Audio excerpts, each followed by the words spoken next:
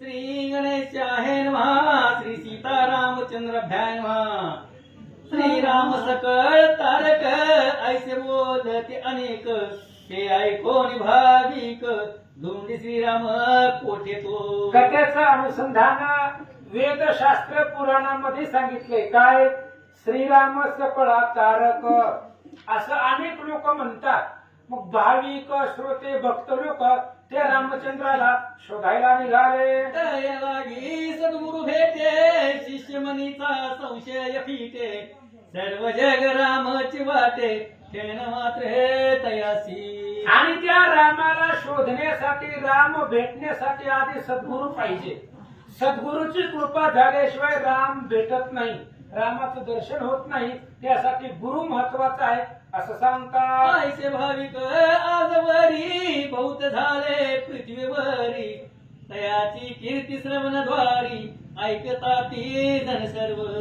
अशा प्रकारचे भाविक भक्त आजपर्यंत अनेक झालेले आहेत आणि ती असणाऱ्या रामचंद्राची कीर्ती सर्वांनीच ऐकली असं सांगतात. कोणी म्हणती करू ध्यान कोणी करू म्हणती पूजन कोणी करावया नाम स्मरण माळ हाती घेते. मग कुणी म्हणतंय रामाचं ध्यान करू, कुणी म्हणतंय भजन करू, कुणी म्हणतंय पूजा करू. म्हणून काही काही जणांनी भक्त लोकांनी स्मरण करण्यासाठी माळा हातात घेतल्या. यासी न भेट भगवान यासी अभाव कारण भावे करीत नाम स्मरण तत्काळ लाभ होत असे. किती जरी माळा जपल्या तरी राम भेटत नाही आणि हाक मारल्याबरोबर खांबामधून प्रगट होतो. याला फक्त भावच लागतो. काही न लगे एक भावाची कारण तुका म्हणे आण विठ्ठलाची. एक भाव असल्याशिवाय देव मिळत नाही असं सांगतात. आता भाव म्हणावा कैसा आवडी वाचून नसे सहसा दयाची घोडी ते सायासा करुण प्राप्त होत असे. भाव म्हणजे काय? भाव म्हणजे प्रेम आणि आवड याचं नाव भाव. बाकी दुसऱ्या भावाचा अर्थ काही नाही. भाव म्हणजे प्रेम आवड आणि ज्याला प्रेम आणि आवड आहे त्यालाच भगवंत भेटतो असं सांगतात. तैसे आवडी वाचून जे केले भगवत भजन ते अभावे घडेल म्हणून न तर ती जीव तयाने. जीवाचा उद्धार का होत नाही? आपण राम स्मरण करतो पण आपल्या मनामध्ये त्या भगवंताविषयीची आवड नाही. आवड अंतकरणामध्ये पाहिजे.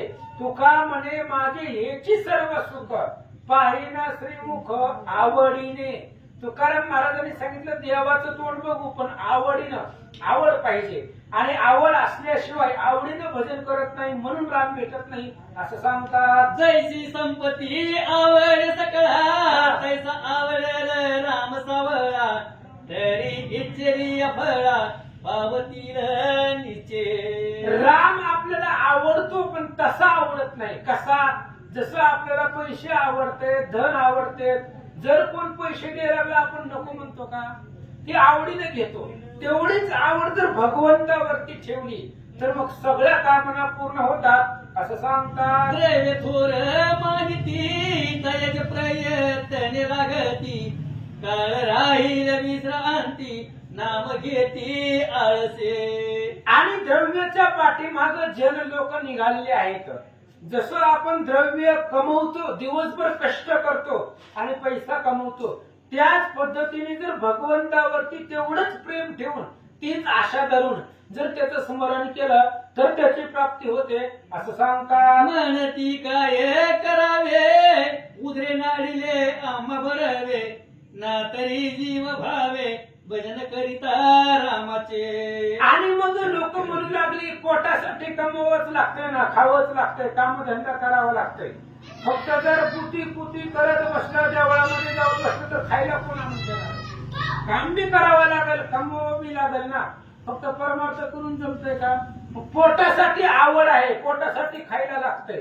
मग जर रामाचंच भजन करत बसलं तर कुटुंबाचं पोषण कोण करील असं सांगतात. ऐसे मुखे बहुवदती परिपोट भरली विसरती द्रव्य लोभ सायास करीती संग्रहावा म्हणून.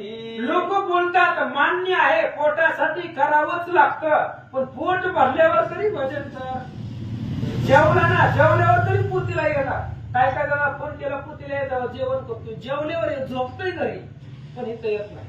पोट भरल्यावर परमार्थ करावा पण नाही.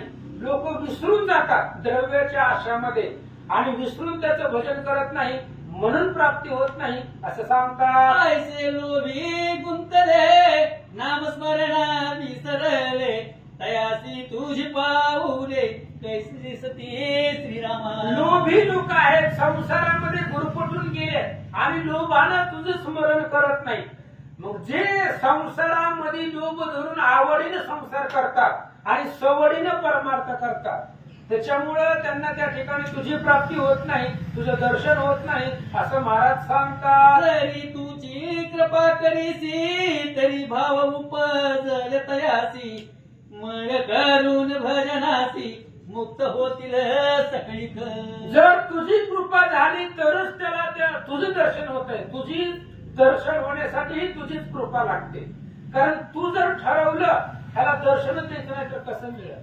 कारण तू ठरवलं तर होईल, तुझी कृपा झाली तर त्याला दर्शन होईल असं महाराज सांगतात. आयसे केली कृपादान सकाळ संगे मज लागून होईल तुझे कृपावलोकन म्हणून प्रार्थित असे. ग्रंथ करते दत्तदास अर्थात विष्णू बल्लाळ सांगतायत की भगवंत अशा पद्धतीने तुझी कृपा झाल्याशिवाय तुझं दर्शन होत नाही. तुझी कृपा व्हावी लागते आणि तुझी कृपा होण्यासाठी मी पुन्हा पुन्हा प्रार्थना करतो.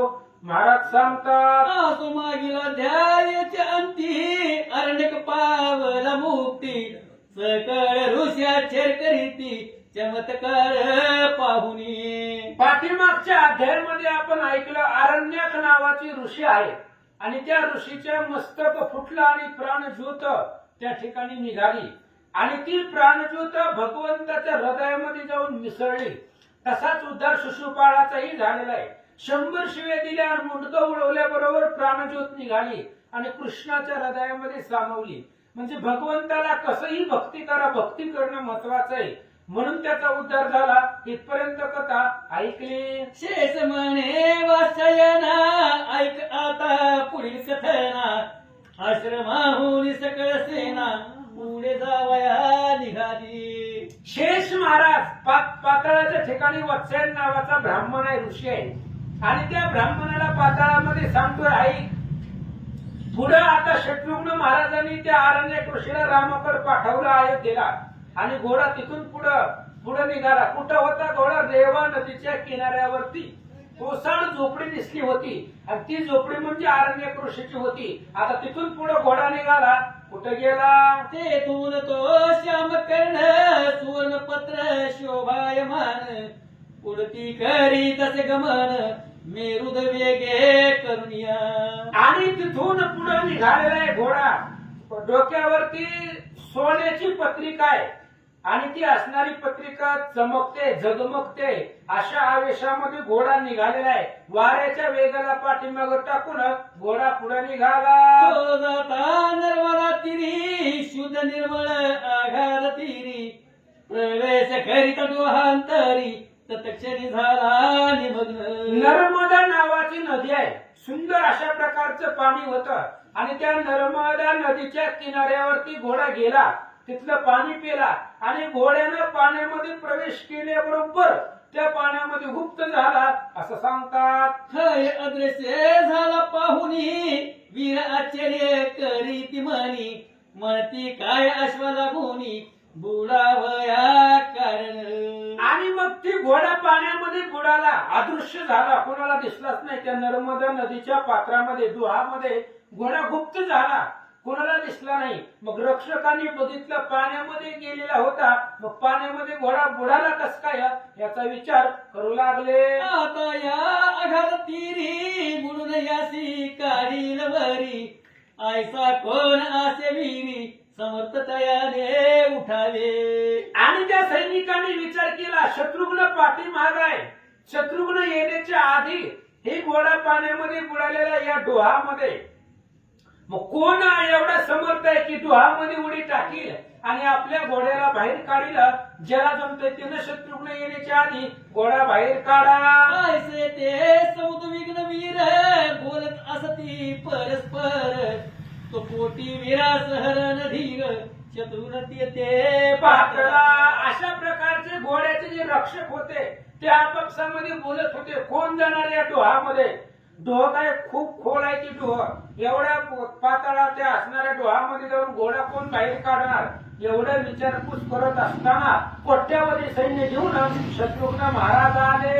हय रक्षका लागुनी विमनस्क ऐसे पाहुनी मेघ गंभीर वाणी करुनी बोलता पै झाला. शत्रुघ्नानं पाहिलं त्या सैनिकाला, घोडा तर दिसना गेला. विमनस्क म्हणजे चिंतेमध्ये बसलेलं सैन्य होतं.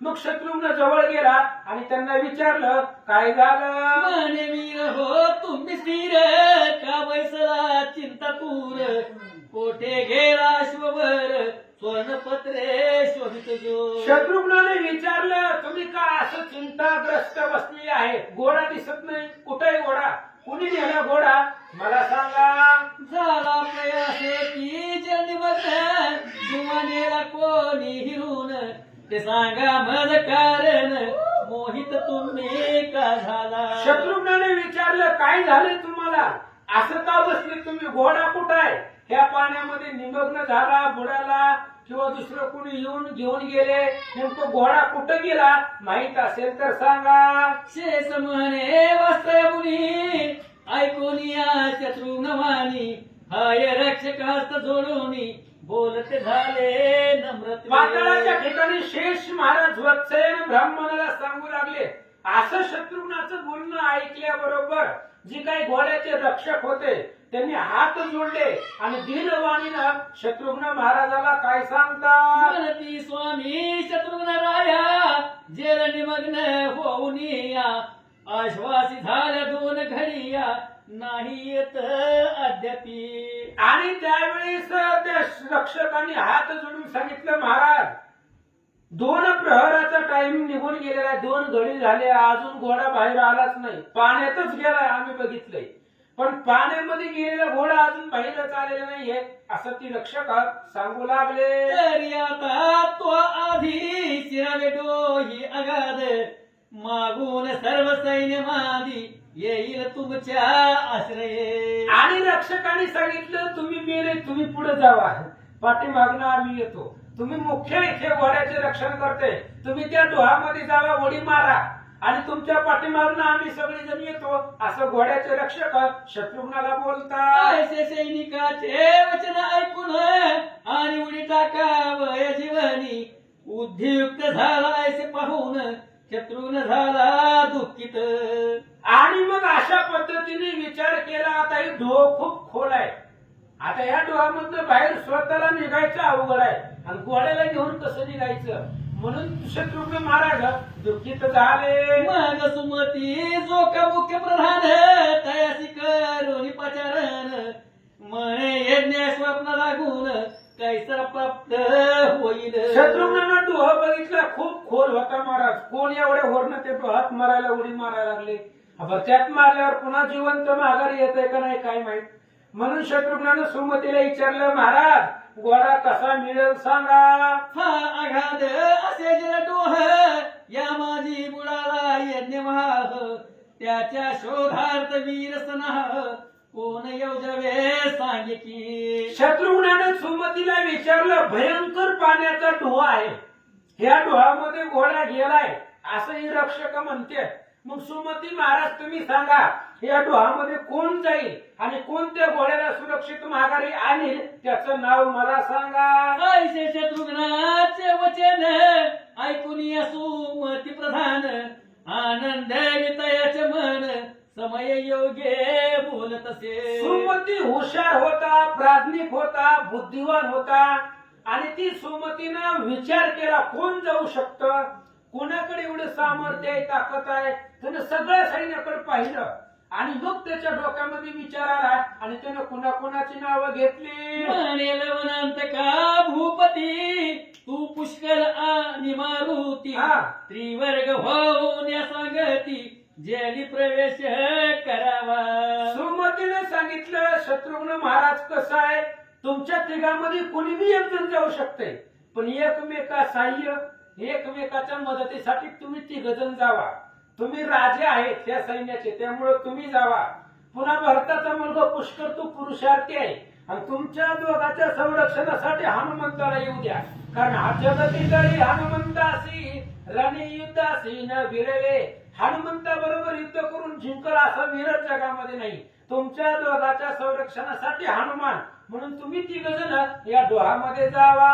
श्रीरामचंद्राचे चरण त्रिवर्ग सेविता रात्रंदीन म्हणून तुम शक्तीपूर्ण दोही जावया असे की. सुमतीने सांगितलं तुमच्या तिघाकडे प्रताप आहे, त्याचं कारण तुम्ही रामाचं भजन करताय, रामाचं स्मरण करताय. तुका म्हणे काळ आता करू न शके बळ. जय श्रीराम म्हणल्यावर काळ बळ करू शकत नाही, काळाची ताकद चालत नाही. तुका राम नाम घेता कापे यम. म्हणून त्या राम नामामध्ये सामर्थ्य आहे. ते राम नाम तुमच्या हृदयामध्ये आहे. म्हणून तुम्ही ती गजन या डोहामध्ये जाऊ शकतात. जावा. या स्तवात तुम्ही सत्वरी प्रवेश करावा जल अंतरी. जाऊन या पाताळ विवरी अश्वलागे अनावे. म्हणून सुमतीने सांगितलं तुम्ही तिघ जण जावा. शत्रुघ्न महाराज, पुष्कर महाराज आणि आमचे हनुमंत महाराज हे तुम्ही तिघ जण या डोहामध्ये जावा. बुडा आणि या डोहामधनं घोडा बाहेर घेऊन या. सुमती सांगतात. आयशा ऐकून मंत्री वचन आनंद पाहून शत्रुघ्न जयरांती करी गमन पुष्कळ मारुती समवेत. सुमतीचं बोलणं ऐकलं आणि हनुमंत सोबतीला असल्यामुळं शत्रुघ्नाला भीती वाटली नाही. आधी भीती वाटली होती एकटंचा म्हणल्यावर, पण हनुमान सोबतीला म्हणल्यावर भ्यायचंय कशाला. भूत पिशाच निकट नाही आवे महाबली जब नाम सुनावे.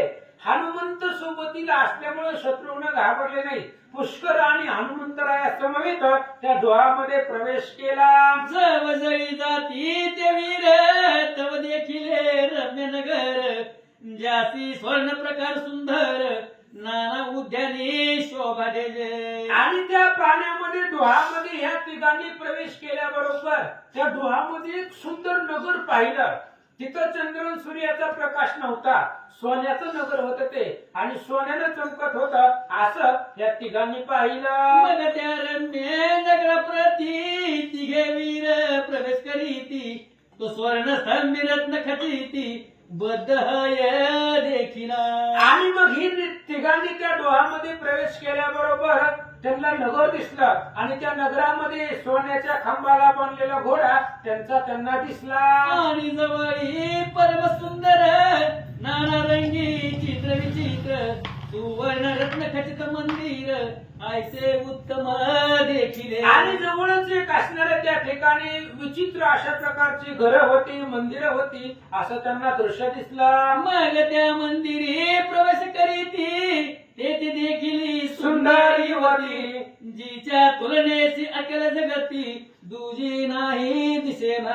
आणि अशा प्रकारची त्यांनी थोडस त्या मंदिरामध्ये गेल्यानंतर त्या मंदिरामध्ये घरामध्ये एक सुंदर तरुणी होती, युवती होती. आणि ती युवती एवढी स्वरूपवान होती की तिचं स्वरूप शब्दामध्ये सांगता येत नाही. म्हणून तिचं स्वरूप फक्त वाचा आणि ऐका.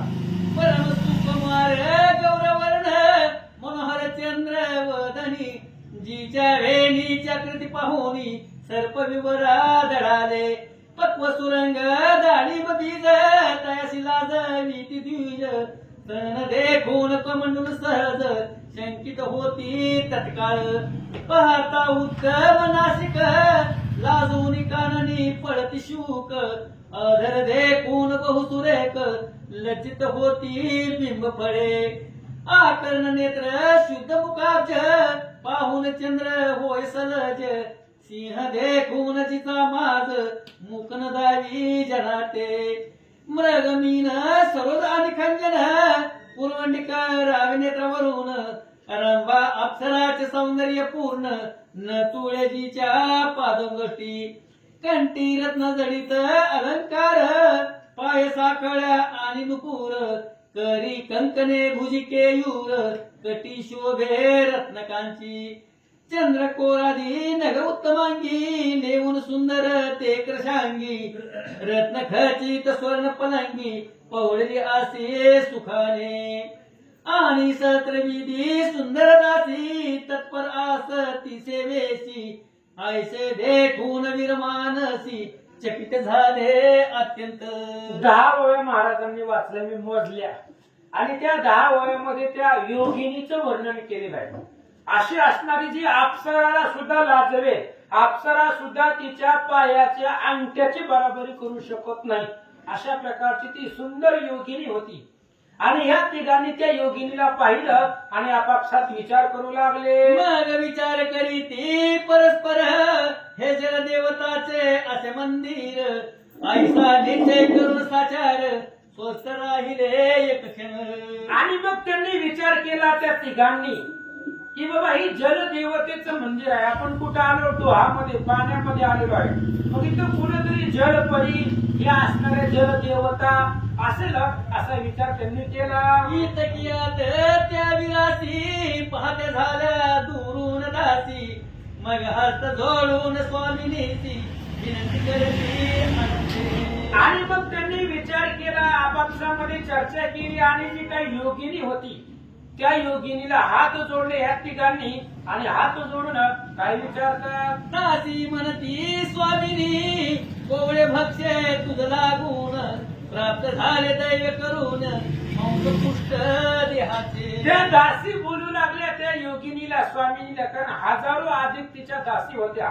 त्या दासींनी ह्या तिघांना पाहिलं आणि सांगितलं, महाराणी आज आपल्याला नरमांस खायला भेटेल, ते बी कोवळं. कारण शत्रुघ्न पुष्कर म्हणजे काही तरुण होते, युवक होते आणि यांचं तर आपल्याला खायला मिळेल असं दासी त्या योगिनीला बोलतात. आज झाले यांचे आयुष्य पूर्ण स्वादिष्ट असे रक्त नूतन तरी सत्वर याते मारून रक्त प्राशन करावे. दासी योगिनीला म्हणू लागले, योगिनी राणी साहेब, आपल्याला त्या ठिकाणी खाण्यासाठी 3 जण आले, यांचं आयुष्य संपले. या डोहामधून आजपर्यंत कुणीही जिवंत माघारी गेलेलं नाही. त्याच्यामुळं ह्यांचं कोवळं मांस आहे, ताजं ताजं रक्त आहे, ते तुम्ही प्राशन करा, त्यांना मारू, आपला चांगला नाश्ता होईल असे ते दासी योगिनीला म्हणतात. ऐसे ऐकून दासीचे वचन योगिनी सम्मुख करी वदन ते वीर तिघे जण पर्याक सन्निध पातले. आणि अशा प्रकारे हे तिघांना पाहून ती दासी योगिनी बरोबर संवाद करत असतानाच हे 3 जण त्यांच्या जवळ आले. मग मनोभावे तिघे वीर योगिनीशी जोडून करीते झाले नमस्कार जय जय देवी म्हणून. मग ही 3 जण राम भक्त होते महाराज. राम भक्ता श्री पाये पाप वासना नाही सुलोचना येत पायी. पावा राम भक्ताला पाप वासना नाही म्हणून त्या तिघांनी त्या योगिनीला हात जोडले आणि स्तुतियुक्त वचनानं काय म्हणतात. ऐसे करिता वंदनासी योगिनी पूसे तयासी तुम्ही कोण कोठील वासी धनुर्बाण धारक. आणि लगेच त्यांनी विचारलं योगिनीने विचारलं, म्हणले तुम्ही कोण आहेत? सुंदर आहेत, तरुण आहेत, धनुर्धारी आहेत, कोण आहेत, कुठले आहेत, इथं कशाला आलाव सांगा. तिघेही दिसता महावीर तैसेच तुमचे देह सुंदर कवण्या काळ्याचा धरून विचार तुम्ही येथे आला. ते योगिनीने विचारलं, तुम्ही तिघही दिसायला सुंदर आहे, तशाच पद्धतीने योगी आहात, तरुण आहात, युवक आहात, इथं कशाला आलाव सांगा. हे माझे मनोहर भुवन देव दैत्यासी आगम्य जाण आणि आहे परम मोहन या स्थळा माझारी. आणि हे माझं अगम्य स्थान आहे, इथं देव देवता येऊ शकत नाही. तुम्ही माणसं आहेत आलात, इथं देव येऊ शकत नाही, राक्षस येऊ शकत नाही, पाण्यामध्ये ही नगर आहे, देवादिकांना ते गमनीय नाही. मग तुम्ही कसं काय आलाव? म्हणून कोण आहे सांगा. या स्थळी जे एकदा येती त्यांची कदापि न होय मुक्ती हे तुम्ही जाण निश्चयती सत्य सत्य सांगते. योगिनीने सांगितलं, त्रिवार सत्य सांगते. या नगरामध्ये या डोहामध्ये जे येतात ते जिवंत माघारी जातच नाही. म्हणून तुम्हाला सांगते, आता तुम्ही मरायला इथं कशाला आलात? मला सांगा कवनाचा हा श्याम कर्ण कुंकुम चर्चित शोभायमान शुद्ध चामर काय कारण याच्या मस्तकी बांधिले. योगिनीने विचारले ही घोडा कोणाचा आहे? आधी घोडा इथं आला पाण्यामध्ये बुडून, घोड्याच्या पाठीमागे तुम्ही तिघजण आले, घोड्याच्या मस्तकावरती सोन्याची पत्रिका आहे, झालरी आहेत, मग असा सोन्याचा घोडा कोणाचा आहे मला सांगा. तैसेच भारी सुवर्णपत्र की कारण बांधिले सुंदर हा व्रतांत मदसी समग्र सत्वर कथन करावा. तुम्ही सांगा तुम्ही कोण आहे, घोडा कोणाचा आहे? घोड्याच्या मस्तकावरती सोन्याची पत्रिका आहे, ती पत्रिका कशामुळे त्याच्या मस्तकाला लावली असं योगिनीनं विचारलं. ऐसे मोहनाक्षर संयुक्त वचन ऐको निहानुमंत निर्भयपणे हास्य करीत बोलत झाला तियसी. योगिनीचं बोलणं ऐकलं ह्या तिघामधले हनुमंतराय, ज्याला बुद्धिमत्तामध्ये वरिष्ठ मानलं जातं, अशा प्रकारचे हनुमंतराय हात जोडून नम्र वाणीनं हास्यस्मित करून त्या योगिनीला काय उत्तर देतात. मारुती म्हणे गे कामिनी सर्वत्र लोक्य शिखमणी इंद्रादी देव ज्याच्या चरणी नमन करती सदैव. त्या योगिनीने विचारलं होतं ही घोडा कोणाचा आहे? हनुमंताने सांगायला सुरुवात केली, हे त्रैलोक्य सुंदरी ऐक म्हणले, ज्याचं वंदन इंद्रादिक देव ज्याच्या पाया पडतात, योगीजन ज्याला ज्याचं ध्यान करतात असा श्रीरामचंद्र आहे. अति बलाढ्य जो रावण कुळासहित त्यास मारून 33 कोटी देवगण सुखी केले दयाने. अतिशय बलाढ्य असणारा राजा रावण, त्रैलोक्यावरती ज्याचा धरारा होता, त्या रावणाला मारणारा श्रीराम अतिशय बलसंपन्न आहे. आणि तो राम पुढं ऐसा जो सर्व ऐश्वर्य संपन्न अयोध्यपती रामदान तो अगस्तीच्या आज्ञा करून करीत आहे अश्वमेध. अशा प्रकारचा असणारा तो राम आहे. आणि तो राम अतिशय बलसंपन्न आहे. आणि तो रामचंद्र अगस्ती ऋषीच्या सांगण्यावरून, अगस्ती ऋषींनी पाप नाशनासाठी अश्वमेध पर्व सांगितलेला आहे. आणि त्या महाराजाच्या सांगण्यावरनं तो रामचंद्र अश्वमेध यज्ञ करतात. त्या यज्ञ अर्थ हा हैवर चामराधिक शोभित सुंदर भारी पत्रिका स्पष्टाक्षर बांधून सोडिला पृथ्वीवरी. आणि त्या यज्ञाचा हा घोडा आहे, अतिशय सुंदर आहे. त्या घोड्याच्या कपाळावरती सोन्याची पत्रिका आहे आणि त्या पत्रिकेवरती स्पष्ट अक्षर लिहिलेली आहेत. आणि अशी पत्रिका बांधून घोडा पृथ्वीवर सोडला. आणि अश्व रक्षणा कारण सर्व शस्त्रास्त्र कुशल पूर्ण कोठ्यावर वीरदान रामचंद्र योजिले. आणि त्या असणाऱ्या घोड्याच्या पाठीमाग कोट्यावधी वीर रामचंद्राने त्यांची नेमणूक केलेली आहे घोड्याच्या संरक्षणासाठी. आणि त्याच्यासाठीच आम्ही आलेलो आहोत. हनुमान सांगतात, त्यातील हा लवण अंतक शत्रुघ्न हानी हा पुष्कळ मी हनुमान ऐसे आम्ही तिघे जण अश्वशोधार्थ येथे आलो. हनुमंतरायाने सांगितलं त्या सगळ्या सैन्यामध्ये लवणासुराला मारणारा हा शत्रुघ्न आहे. हा जी बारक दिसते ती भरताचा मुलगा आहे पुष्कर. आणि मी हनुमान आहे. आम्ही तिघ जण या पाण्यामध्ये दोहामध्ये घोड्याच्या शोधासाठी आलो तर असं योगिनीला हनुमंतानं उत्तर दिलं. तू येथे बांधिला राम घोटक तरी नव्हे तव भाऊक यास्तव आता सांगतो ऐक राम अश्वर सत्वर सोडणे. आणि हनुमंतरायाने सांगितलं तू या घोड्याला बांधून ठेवले, तुझ्या भल्यासाठी सांगतोय. आता ही रामाचा घोडा आहे, आम्हाला परत दे. आम्ही घोडा घेतल्याशिवाय माघारी जाणार नाही. जर तुला तुझं कल्याण करायचं असेल किंवा तुझ्या जीवनाचं सार्थक किंवा रामाची सेवा जर काही करायची असेल तर घोडा दे. आणि नाही दिला तरी आम्ही नेण्यासाठी समर्थ आहे. हनुमान सांगतात, ना तरी बलात्कार करून शस्त्रास्त्रशी करुणी कंदन सर्व प्रतिरोधकाशी मारून अश्वनी येऊन निश्चय. हनुमंतानं सांगितलं तू जर तुझ्या मनानं घोडा दिला तर ठीक आहे. जर तुझ्या मनाला वाटलं की रामाची सेवा काहीतरी घडावी म्हणून जर तुला घोडा घेऊ वाटलं तर ती, आणि जर तू नाही घोडा दिला तर आम्हाला बळजबरीने न्यायला जमतंय. शस्त्र अस्त्रामध्ये प्रवीण आम्ही तिघ जण आहे.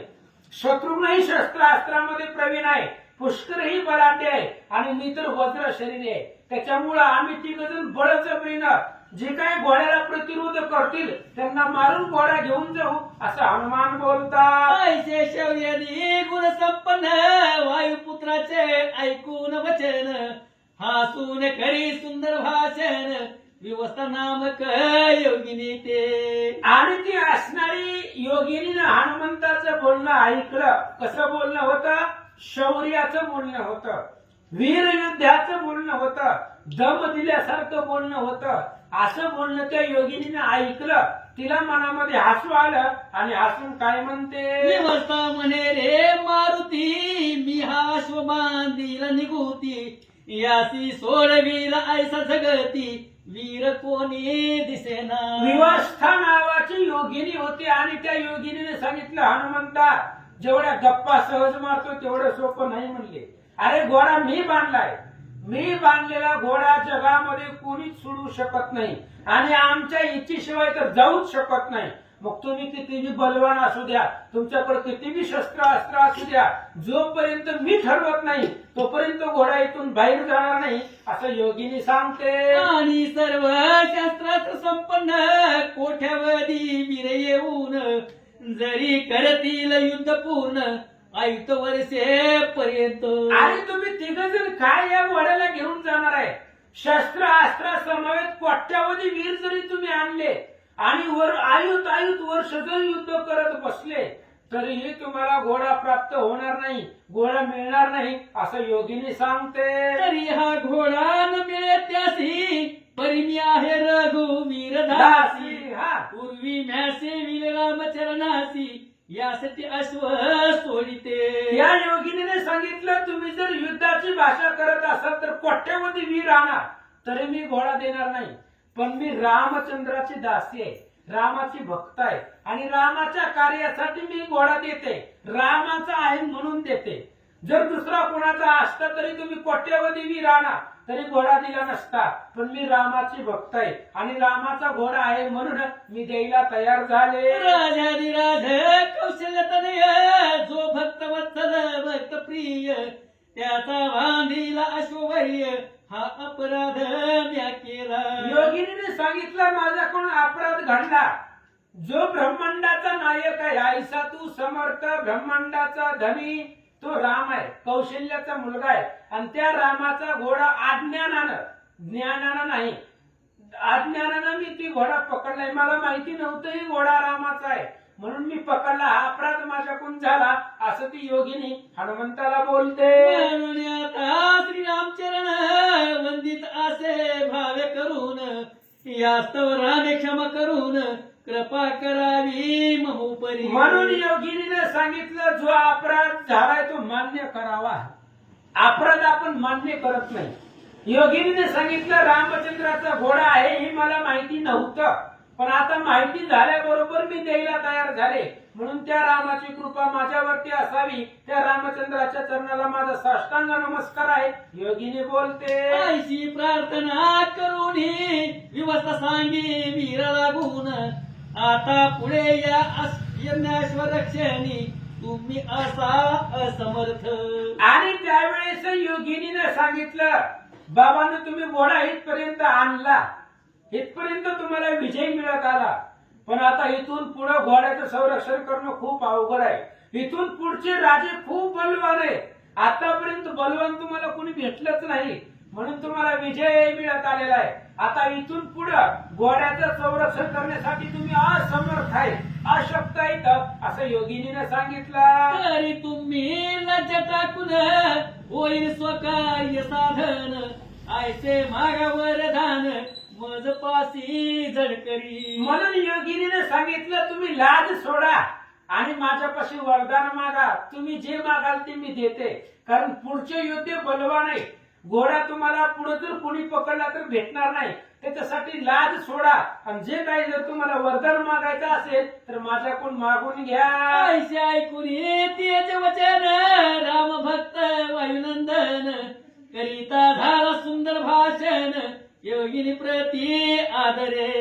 असं त्या योगिनीचं बोलणं ऐकलं आणि राम भक्त असणाऱ्या हनुमंतानं बोलायला सुरुवात केली. बाई, तू द्यायचं म्हणते आम्हाला, पण आम्हाला कमी काहीच नाही, कारण तुझ्यापेक्षा रामाची कृपा आमच्यावरती आहे, आणि रामाची कृपा ज्याच्यावरती आहे त्याला काय कमी आहे. भगवंताची कृपा घडे ते पांगुळे ही पर्वत चढे, मुखी असी वाचा जोडे, बोले ओढे बृहस्पतीसी. तू राम आमच्या पाठी मागे, तुला काय मागू. हनुमान बोलता. मारुती म्हणे गे योगिनी, श्रीरामचंद्र कृपे करुनी, तुझसी माघावे त्रिभुवनी, काहीच उरले नसे पै. हनुमंताने सांगितलं रामाची कृपा आमच्याशी आहे, राम आमच्या पाठीमागे आहे, आणि राम आम्हाला देण्यासाठी समर्थ आहे, आणि ती रामानं आम्हाला सगळं दिले, मग तुला काय मागू. असं हनुमान बोलतात. सर्व ही आहे परिपूर्ण, तथापि करिता एक याचन, देऊन अंतकरण स्वस्त करी आमुचे. आणि हनुमंताने सांगितलं आम्हाला सगळं परिपूर्ण आहे, आम्हाला कमतरता कशाची नाही, कारण आम्हाला देणारा राम आहे, आणि त्या रामाच्या कृपेनं आम्हाला सगळं समाधानी आहे. पण तुझी इच्छा आहे म्हणून अंतकरणापासून एक मागतो. काय. कौशल्य पुत्र रघुनायक, जन्मोजन्मी आमचा नायक, आणि आम्ही त्याचे सेवक, तत्कार्य करते व्हावे. हनुमंतानं सांगितलं आम्ही रामचंद्राचे भक्त आहोतच, आणि इथून पुढे सुद्धा रामाचे कार्यकर्ते, रामाचे भक्त म्हणूनच राहू, एवढाच आशीर्वाद आम्हाला दे.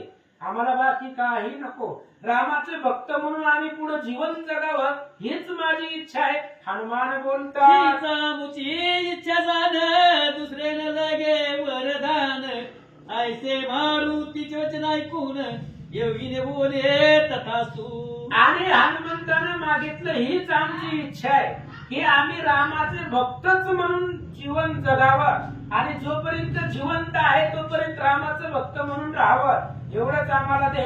योगिनीने तथास्तु आशीर्वाद दिला.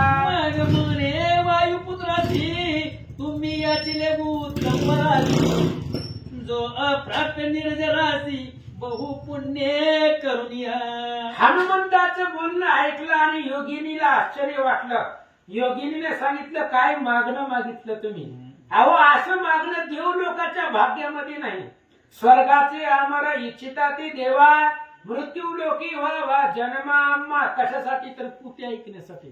स्वर्गामध्ये काय पुते आहे काय. वैकुंठी जाऊनी कायबा करावे, उगेच बैसावे मौन रूप.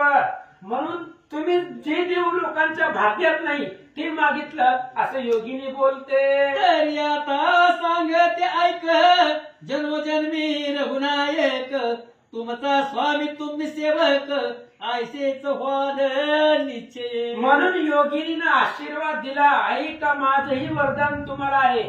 जन्मोजन्मी राम तुमचे देव राहतील, आणि त्या रामाचे तुम्ही भक्त म्हणून राहताल, असा आशीर्वाद योगिनीनं दिला.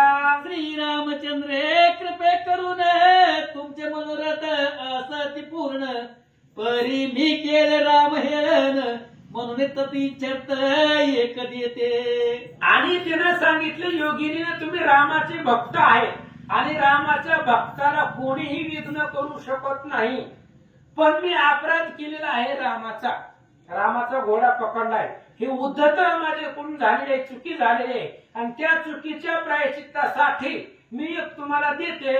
काय. पुढे राजा वीरमणी नामक, ज्याचे बलाढ्य बहुसैनिक, आणि कैवारी कैलास नायक, सर्वदा सन्निध असे ज्याच्या. योगिनीने सांगितलं आता इथनं घोडा बाहेर निघाल्यानंतर ना एका नगरामध्ये जाणार आहे, आणि त्या नगराचा राजा आहे वीरमणी, आणि तो वीरमणी महादेवाचा भक्त आहे.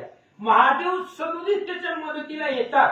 त्याच्यामुळं मी काय करते, तो धरील श्याम कर्ण, मग करील युद्ध दारुण, तया माझी यथार्थ झान, अस्त्र एक देते मी. योगिनीने सांगितलं वीरमणी नावाचा राजा घोडा पकडे, आणि त्याचे सहाय्यक महादेवजी आहे, त्याच्या मदतीला महादेवजी येतील.